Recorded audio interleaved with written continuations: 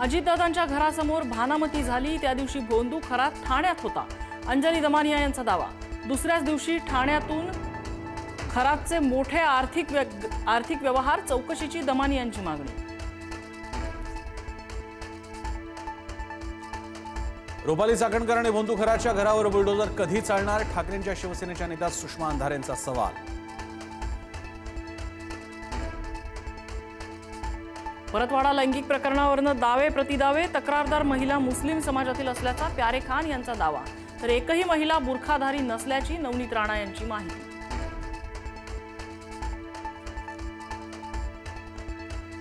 अमरावती परतवाडा लैंगिक शोषणाप्रकरणी आणखी तिघांना अटक, आरोपींची एकूण संख्या 4 वर, एकमेकांना व्हिडिओ दिल्याची आरोपींची कबुली।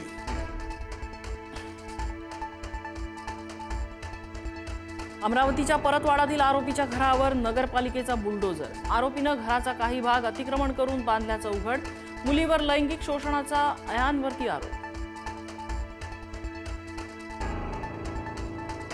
नाशिकच्या टीसीएस कंपनीतील आरोपींनी पीडित तरुणीवर रिसॉर्टमध्ये अत्याचार केल्याचा संशय, जबरदस्तीने टेकडी आणि रिसॉर्टवर नेल्याची पीडितेने केली होती तक्रार।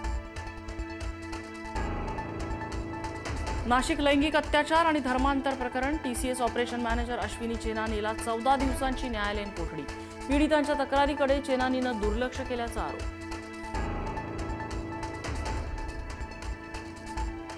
नाशिकच्या कॉर्पोरेट जिहाद प्रकरणाला भीषण वळण, मानवी तस्करी, जबरदस्ती, धर्मांतर आणि फंडिंगचा मोठा अँगल समोर, पीडितेला थेट मलेशियाला पाठवण्याची होती तयारी।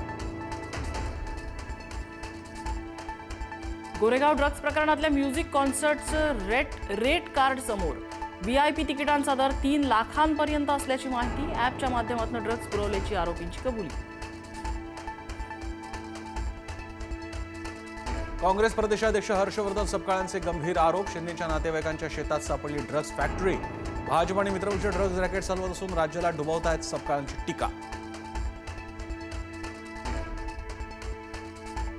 ठाकरेंच्या शिवसेनेचे नेते आदित्य ठाकरे कार्याध्यक्ष होणार असल्याच्या चर्चा, 19 जूनला पक्षाच्या वर्धापन दिनी घोषणेची शक्यता, आदित्य ठाकरेंकडून मात्र वृत्ताचं खंडन।